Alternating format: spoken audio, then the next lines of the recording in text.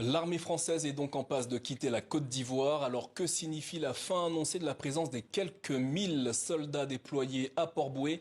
Nous posons la question à Antoine Glaser, journaliste et essayiste auteur avec Pascal Hérault de l'ouvrage Le piège africain de Macron aux éditions Fayard. Antoine Glaser, après le Tchad, le Sénégal, la Côte d'Ivoire annonce à son tour qu'elle met fin à la présence militaire française sur son sol. S'agit-il d'un nouveau revers diplomatique pour Paris? Oui, mais en même temps, c'est un revers diplomatique pour Paris, mais c'est aussi parce qu'on est quand même dans une nouvelle période historique et on voit bien que c'est une période, je veux dire, il n'y avait plus aucune raison qu'il y ait encore des drapeaux français avec des bases militaires françaises en Afrique, en dehors de Djibouti, qui est vraiment tourné vers le proche Moyen-Orient, qui est totalement autre chose, où il y a le monde entier, les Américains, les Chinois.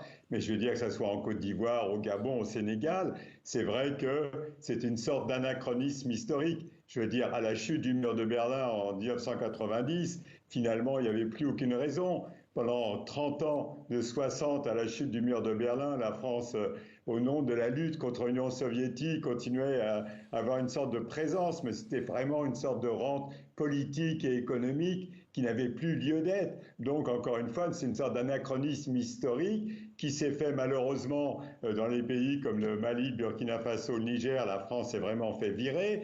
Là, maintenant, il y a une anticipation de la Côte d'Ivoire avec, bien sûr, l'accord de Paris. Mais on voit que c'est la fin d'une période historique qui a traîné. La France a continué trop longtemps à se croire Antoine c'était dans Glaser, l'Afrique. pourtant une réarticulation de la présence militaire française en Afrique avait été annoncée, notamment par Jean-Marie Bockel, l'envoyé personnel d'Emmanuel Macron en Afrique. Le pouvoir français a-t-il fait une croix sur ce projet? C'est-à-dire, on voit bien que la France s'est fait bousculer en Afrique. Elle se fait bousculer par ses partenaires africains d'une façon plutôt rapide dans des pays comme le Mali, le Burkina, le Niger, d'une façon aussi extrêmement violente au Tchad, parce que le Tchad était vraiment le bastion. C'est là, au moment de la colonisation, les militaires français étaient là depuis quasiment 1900. Alors, les bases ont installées en 1940. Donc, c'était au cœur de l'Afrique. C'était retour sur les côtes, mais même sur les côtes, on voit bien qu'en Côte d'Ivoire, à quelques mois d'une nouvelle élection présidentielle, on voit qu'il y a une accélération finalement de prise de distance même du président Alassane Ouattara, qui est quand même jusqu'à présent très proche de Paris. On voit qu'il y a une accélération avec bien sûr débaptisé le 43e BIMA, qui était le bataillon de l'infanterie de marine, nommé finalement, ça s'appellera Ouattara Thomas Daquin, qui est le premier chef d'état-major de l'armée ivoirienne. Donc on voit qu'il y a une accélération, une vraie inquiétude par rapport finalement à cette jeunesse africaine en recherche de souveraineté et que les chefs d'État, ils accélèrent. Et donc, on voit bien que Paris est complètement maintenant marginalisé. Alors justement, Donc, Antoine Glaser, pour certains Africains, le départ de l'armée française constitue une rupture historique et salutaire. Peut-on voir les choses ainsi?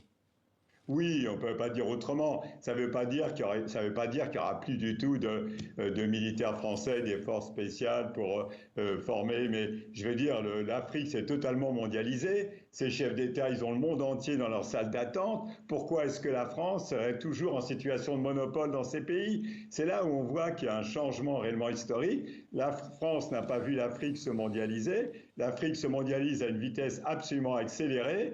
Et donc, ben, je veux dire, la France encore une fois, rester beaucoup trop longtemps à se croire chez elle sur un continent mondialisé.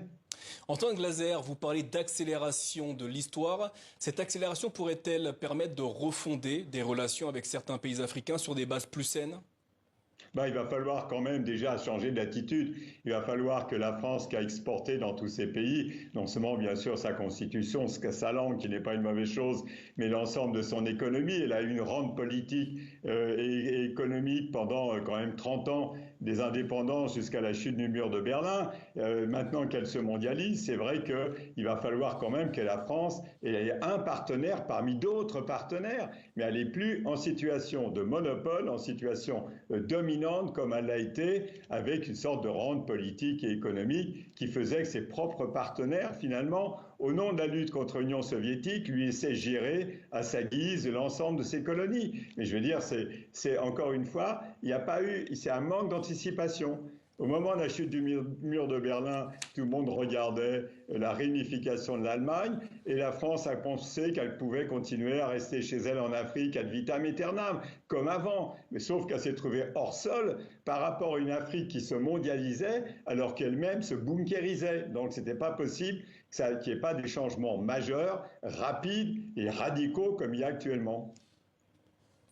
Maintenant que la fin de la présence militaire française est annoncée, quelle pourrait être la manière pour Paris, pour la France, d'être présente sur le continent africain? Quelle pourrait être son influence?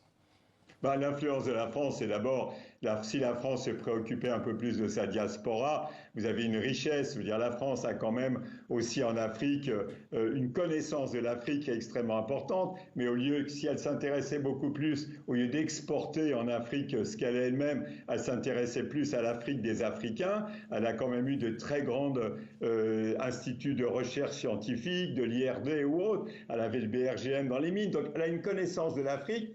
Si elle s'intéressait vraiment à l'Afrique des Africains, elle pourrait rebondir avec ses diasporas et aussi sa connaissance de l'Afrique, mais pas sa connaissance militaire ou sécuritaire, ou imposer ses vues, mais beaucoup plus finalement, moins en diplomatie d'influence, mais en réalité humaine, sociale, s'intéresser sur le plan humain aux Africains, comment ils fonctionnent, sur le plan familial, etc. Il y a vraiment une refondation nécessaire. Antoine Glaser, merci d'avoir répondu à nos questions. Ce soir, je rappelle le titre de votre ouvrage, Le piège africain de Macron, à retrouver aux éditions Fayard. Merci à vous.